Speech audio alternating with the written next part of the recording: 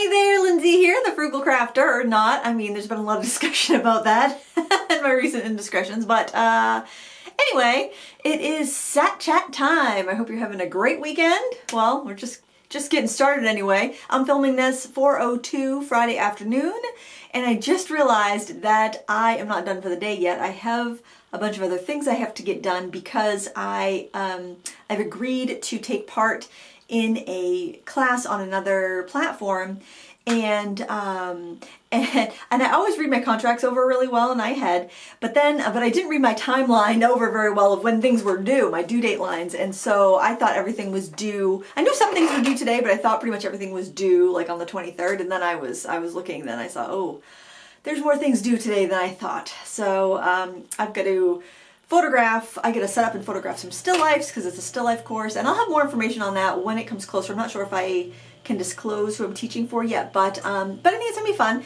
And I was kind of on the fence whether I wanted to do it or not, and then I thought I'd missed the deadline to say yes or no, but then they actually followed up with me, and I decided, yeah, I think I do. I think I want to do that. So I will have more information on that as it goes on. Again, for the free Michaels class is coming up on the 26th.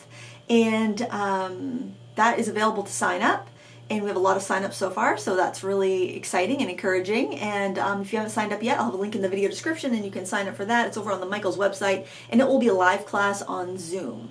And they do post the replays like on their YouTube channel a couple days later, but do sign up if you're interested anyway. That way we can gauge the popularity of my classes, and if they're popular, hopefully they'll hire me to do more because I really enjoy it. It's a lot of fun. What else? So Monday, I took Monday off for the most part, other than just, checking in on in my Teachable school. I took Monday off, and we all went down to a whale watching cruise, which would have been better if we saw whales, but that's besides the point. We went down to Boothbay Harbor, which I don't remember.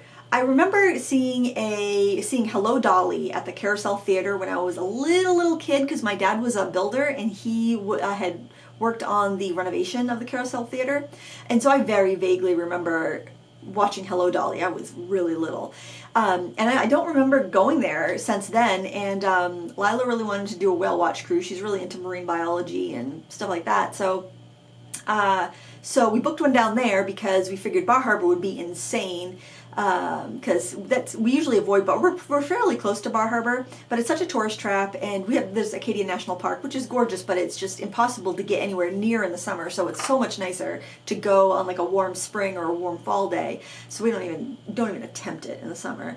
Isn't that sad, like when you live somewhere but the places of attraction are so popular that the locals can't go because it's so insanely busy. But it's probably kind of funny because probably people come from big cities to come to Maine, and they probably don't think it's busy at all. It's probably like, this is nice and quaint and easygoing, and we're like, the locals are like, so many people. Where did these people come from? This is crazy. Anyway, went to Boothbay Harbor. Had a little I don't do well in crowds, and had a little bit of a panic, just like so many people around, coming off a pandemic, so many people around.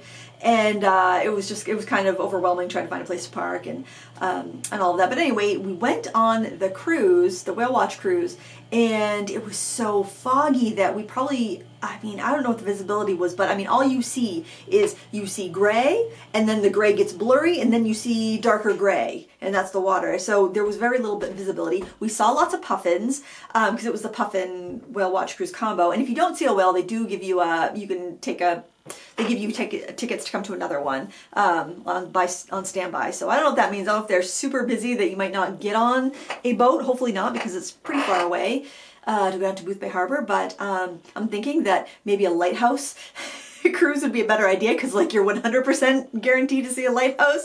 They don't move unless it's super foggy. But if it was that foggy, I don't think they'd be taking a boat out. So anyway, I still would like to see a whale. I haven't seen a whale in years. We saw them in Hawaii on our honeymoon. Just you'd be walking across, you'd be driving down the road or walking on a beach in Maui, and you'd see the tail splash in the water. It was crazy, so surreal. But so it was nice to just kind of get away. I brought my little sketching kit. I did a video on what I keep in this kind of incognito kit. I find, because I don't really like traveling very much, even if it's just traveling by car. Oh my word, I'm such a nightmare. I don't really like traveling to unknown places very much. So just having this is kind of like my magic feather or my security blanket, because I know like I can calm myself by like getting out my sketching stuff and just like sitting somewhere and like sketching for 5 minutes, or just knowing that I have it, you know, if I'm going to be in a line or I'm going to be waiting, or it's going to be really crowded or something like that. I don't know. It's just like, it's like a security blanket thing, I guess. But that video's up if you're curious about what's in my little sketching bag. That's up with a little demo of actually drawing a puffin and painting a puffin. So I thought that'd be kind of fun, kind of in the spirit of things. And let's see, what else? I've been very distracted this week, the last couple of days. I'm just gonna be like, woo! Went to go swimming yesterday. It was so hot. We're actually kind of in this heat wave, and we cut the cord. So we cut the cord. Was it last week or the week before? I think it's been a couple weeks, at least 2 weeks, because we had a landline from the phone company, and it got so outrageously expensive. It was like $50 a month, and we didn't have any like long distance calling. When we call long distance, it was even more, and like long distance is anything outside of your town, basically. And it was just, you know, and all we got was like political surveys. It was nuts during the election.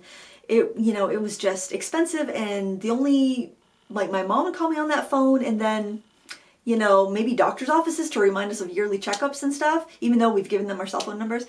So we switched to a phone from the cable company, and we got cable, and also to like improve, and we got we had internet through the cable company, but we got like a better, it was the same price for what we were paying for our internet to bundle them all together.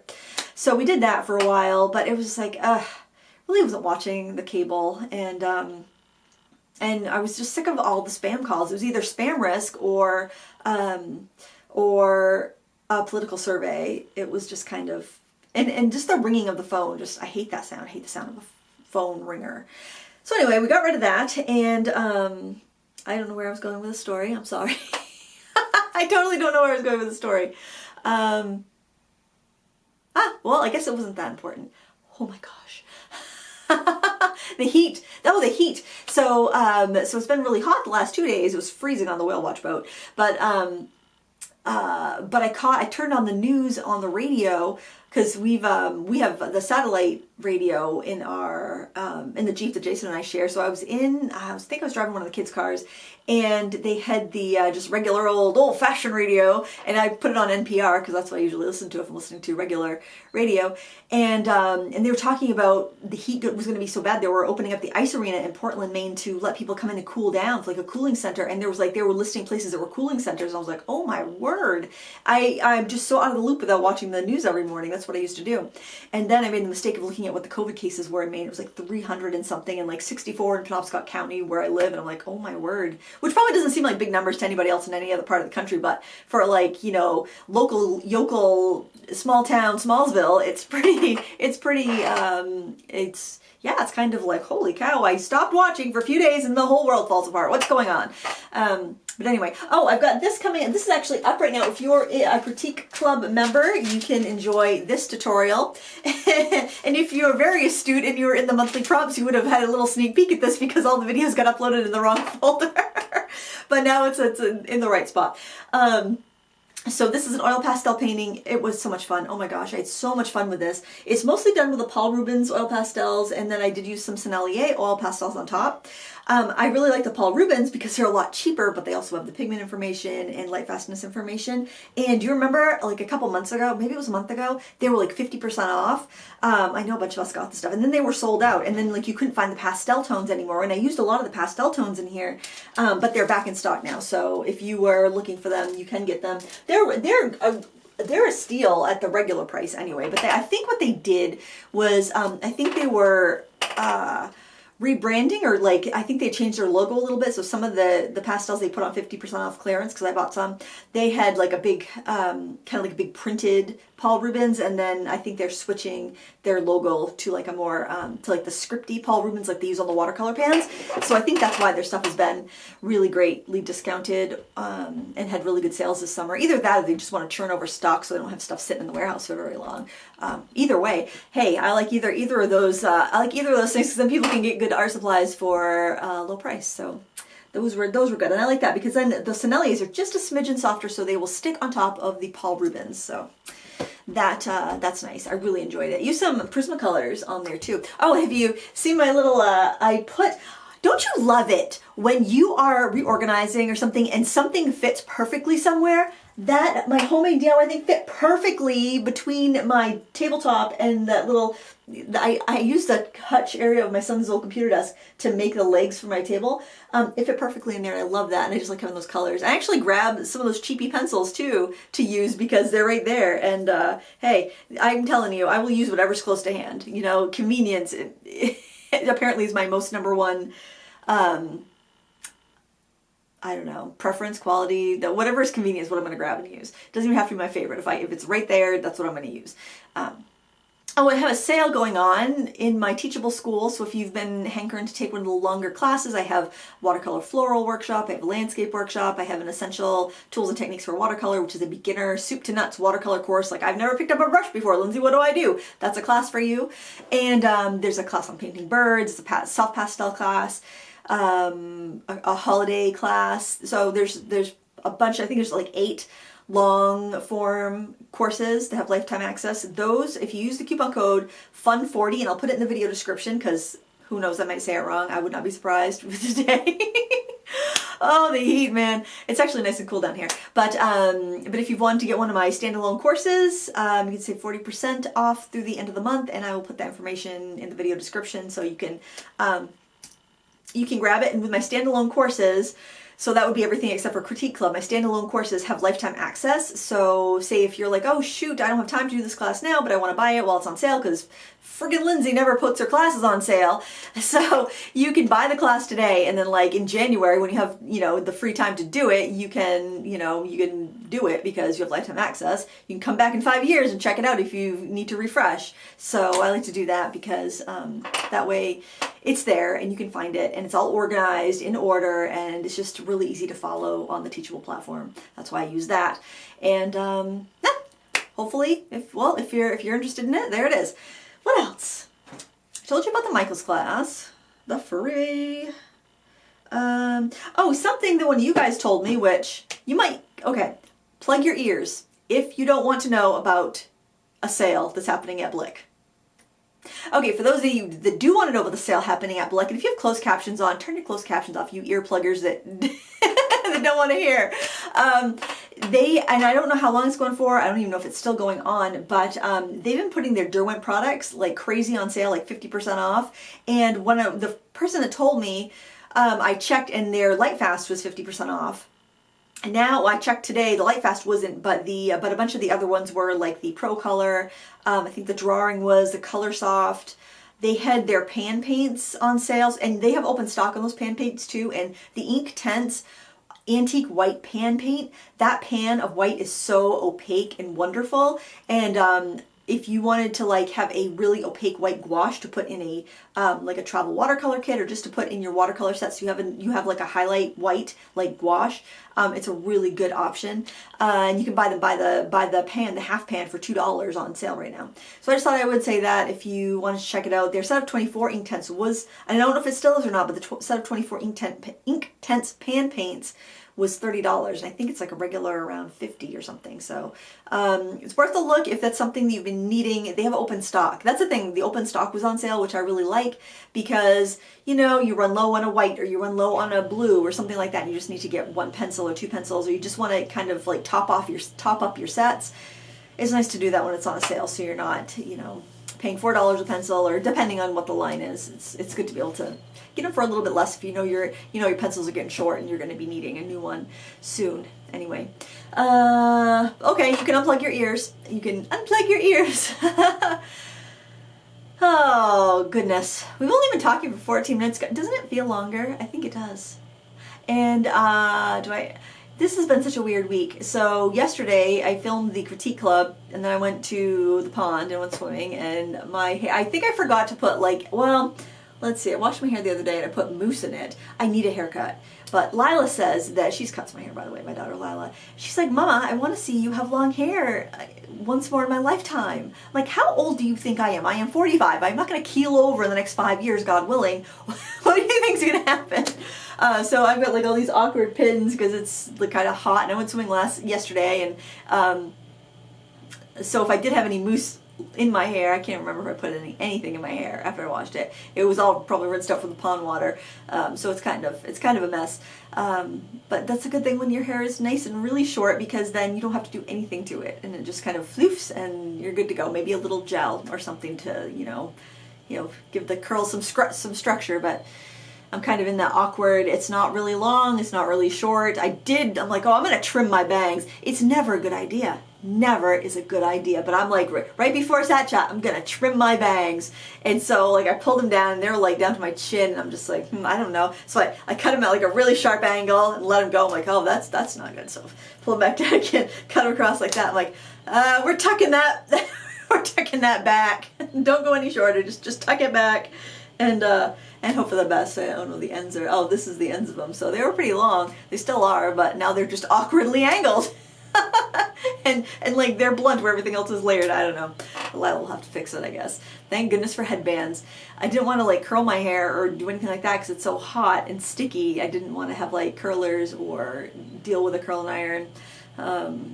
Giving my some, folks. I'm giving my some. I did have some fun this morning though. I went over into the old craft area, and remember I told you about the thrift store dies that I bought? It was a couple weeks ago, but I said I'm not going to do a haul on them until I've done some projects or tested them out, getting some ideas prepped up and ready, because I don't want to just be like, oh, here's what I bought for no apparent reason.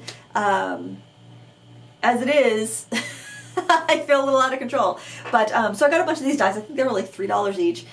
And so I was making a bunch of projects with them today. Just like I made like a watercolor block with one of really thick, like round. Oh my gosh, so much easier to use those thick dies.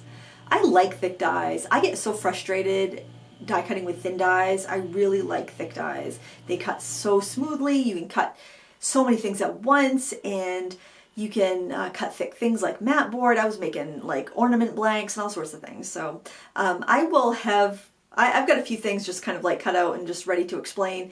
And I'll probably do a haul. I have one filmed that's basically what I didn't buy, and then I showed you how to do what I didn't buy because I had an idea while I was in the store. So it's not really a haul. I don't know what you call it. Like, what's the opposite of a haul? I don't even know what to call it. But I thought it was kind of a fun concept, and maybe I'll do more of those. I don't know. But one of the dies that I got, I used in this card that I posted on Wednesday. I think I hadn't done a card making tutorial in a while, and I misspoke. I said I cut 8 layers of cardstock at one time, and I thought I did. But then I got to thinking. One of my longtime viewers said that she usually gets about four layers on the thick dies, and I'm like, you know what? I think I misspoke. I think it was probably 4. But either way, you're still cutting a ton of flowers in one go. But anyway, so we made this card, and but the concept of the video wasn't really making that card. The concept was, what do you have in your stash that you can use instead of what I have? Because especially if I'm thrifting supplies, or using stuff that I've had for a long time, because honestly, I've got to say, with the exception of colored pencil and watercolor paint sets, I'm really not interested in a lot of the new stuff that's been coming out and being sold. And I think a lot of it is just because I've been stamping for so long that I feel like if I don't have it, if something's released and I don't have it, it's probably because I didn't like it the first time it came around and I didn't buy it. Or I bought it the first time it came around because I thought I liked it because I was seeing everybody else use it. But turns out I didn't really like it and I gave it away. So I'm much more discerning when I pick something up like a stamp. It's got to be really unique, or it's got to enhance what I already have somehow. It's got to make what I have more useful. And that's hard to do. That's a really hard order to fill because I have so many stamps. I've been collecting stamps for, I don't know, probably almost 20 years, and I feel like I've got a lot of the bases covered. And if I don't have it, it's probably because I don't like it. It's not my cup of tea. Nothing wrong with it. It's just not my cup of tea. And it does disconnect me a little bit from the stamping world at large, but I think that's okay. I mean, if you have butterfly stamps, you don't need to buy, because you bought them because you like them, presumably. Maybe there's a new set of butterfly stamps that are way better than what you have, and you don't like what you have anymore. And you want to get those new ones, that's fine. And maybe you want to give the old ones away because you don't like them anymore, or they look really dated, or they look stylized and you don't like that style anymore. That's fine. But for the most part, like botanical butterflies, those come out every single year, maybe every other year. We all have them. Do we need to buy the latest set? Maybe if you love using botanical butterflies, you use them so much that having the extra variety is really useful to you and it makes your other ones more useful. But for me, as often as I use a butterfly stamp, if I buy another one, it's just going to make another stamp I have less useful. It's not like I'm going to combine all of them and make some really awesome stamped thing. It's going to make the other ones, you know, drop down on the pyramid of crap. It's going to be like my favorite crap's up here, then my least favorite, and it gets down, and that finally that bottom layer of crap is what you end up decluttering and sending off to Goodwill or whatever. Which, by the way, Goodwill and Salvation Army are not taking donations anymore. And so a lot of like the independent thrift stores have been having big sales and stuff, because often what happens at these consignment shops and thrift stores, I didn't know anything about this one. My daughter works at a thrift store. So she kind of like is learning that kind of resale business, and most of these places, like every couple weeks or so, if stuff's not moving, they donate it to Goodwill, and Goodwill has been like saying no more donations. We are full. We can't take anymore. So a lot of like the consignment shops and thrift stores and stuff have been trying to move their product a little bit more. And I don't know if it's because everybody just decluttered like crazy during the past year and a half. Probably that's probably a good portion of it, or maybe people aren't coming in to shop or what, but it's just kind of interesting. I don't know where I was going with that either, guys. Oh, so this is empty. I think that I might use, remember that everyone asked me about this. This is a spice rack, and I had my Prismacolor pencils in it, divided up amongst probably about 8 of these, and then I had my watercolor pencils that I grabbed more. I actually, Spectrum Noir watercolor pencils, I really like them. I know they're nothing fancy, but they just really work well, and they're just kind of a workhorse. I keep them in there. I have some Albright drawers in there too. I think a few Caran d'Ache, but then because I don't like, I'll take all these little kind of partial sets and I haven't put them in there. Like I have a set of Derwent, but I keep them in the tin because I have tin for them, you know. The open stock ones don't really have a home, so I just stick them in there. And so like half of this fit in 1.5 of my little crates. So from there over is Prismacolor. From here over is my watercolor pencils and a few just like regular drawing pencils. It's amazing how much that holds. And I actually was finding I was grabbing those cheap brute pruners to, I don't want to say cheap, the whole set's kind of expensive, but to just, you know, to sketch something in, and yeah, they're fine for that. So I'll use them if they're right there and I can reach them. Plus I think they look kind of cute in the background of the shot. But I'm thinking about taking this and setting it on one of my cubby shelves there and putting my pastel pencils in, because my pastel pencils are in a tomato can, like one of the large tomatoes. Well, I can show you. I got so much stuff in here. And some of them are too short and they fall down and I can't see what they are. It's just one of these, I just like the look of it, so I kept it. And it's just a little too tall for some of those pencils because they're getting kind of short. And I thought, oh, that might be good. Then I can fit, maybe I could put everything that's in there in that and just pull it out with one go. I don't know. Sometimes I get overwhelmed, and when I get overwhelmed, I want to organize. I want to organize physical things when I get overwhelmed. I was thinking about actually taking all of my budget pencils, like, because the firmness of the Brute Fooners and the Artisas, and I have the 2019 Artisas that don't move out, blend with water. And then I was thinking the Mark Arts, because the Mark Arts actually feel a lot like the Artisas, but they have pastel tones, so the color palette's different. So I was thinking about taking the Artisas, because I never use them because they're in a tin that's square. When you have a really big set of pencils and they put it in a square tin, so you have like 10 like trays, it's so awkward to get the pencils that you want, so it's just kind of a pain, and I don't take them out of the tin. And the same reason I don't use the books, like the pencil holder books, because I find that cumbersome and annoying to deal with unless I'm traveling. I do have one. I have this one right here, and I have a set of 36 Prismacolors, and I have some Inktense in here, and I will take that with me, and I keep a sketchbook in the front pocket when I'm traveling. And I will take that, like, but not casual traveling. That's if I'm going to like a cottage and staying for a week or something like that, and I'll have room to spread it out, because I feel like it takes so much room to use those types of organizers.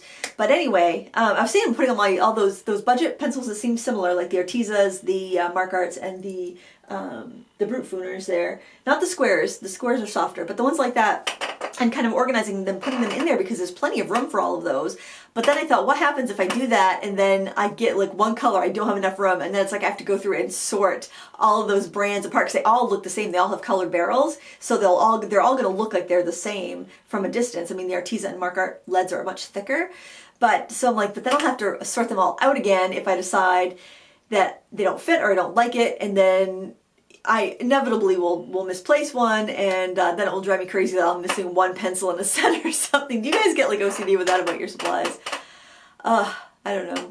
It's crazy. But I'm kind of thinking about doing that though, because I know I would use them more if they're right there to hand. And if I'm working in a sketchbook, it doesn't matter if the pencils are light fast. I mean, Prismacolors really aren't light fast. Not all of them. They're not. I use them in mixed media. I'm using them to crisp up an edge or to add a little line here or there. They're not like they're not the powerhouse of the piece. Or I'm using them on a card that I'm going to mail. That's ephemeral. That doesn't need to last a million years, 100 years.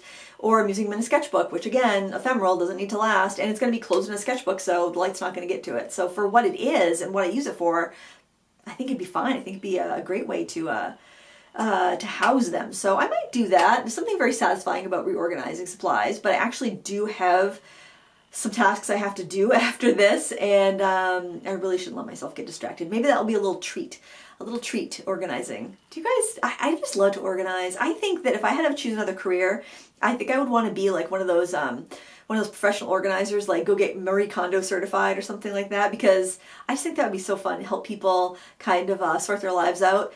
That's ironic. Me help people sort their lives out. Oh, I make myself laugh. But anyway, I think it would be a fun profession. I'm always thinking about that. Oh my gosh, so there was this big glitch on YouTube the other day, and like no videos or playlists showed up on channel pages, and like I got so many like messages, and luckily my notifications are all turned off. The only notifications turned on my phone are texts and the phone itself, and that's it. I think Messenger, I have Messenger turned on as well. So I didn't know any of this was happening. I was running errands, I was doing grocery shopping, so I didn't know any of this was going on. I get home and I sit down with my phone, and luckily everything is restored and fine. But I'm like, I am so glad that I was not at home when that was happening, because I would have freaked out. I would have freaked out if like I clicked on my channel and it said this channel has no content. I think time to get a job. It would have been awful. I would totally worried about nothing. And I feel like that's the story of my life. The amount of times I get worked up and worry over absolutely nothing, over something that turns out to be absolutely fine and not a problem in the end. It's like, if I could have those worries back, boy, wouldn't that be great? If you could like just have a little foresight. It's like, this is not going to matter in 2 weeks. You know, if you could just like let those worries wash away. I think that's what's so great about art, because you can do art and let those worries wash away. For that time when you're creating, that logical part of your brain gets to take a nap, and the creative part of your brain gets to thrive, and that's why you lose track of time. That's why, you know, you forget to eat a meal because you're so into the creative side. It gives your brain a break. It gives your worries a break. So I think everyone should create art just for that reason. And with that, I will bid you adieu. I hope you have a wonderful weekend. Thank you so much for watching. Until next time, happy crafting. Bye!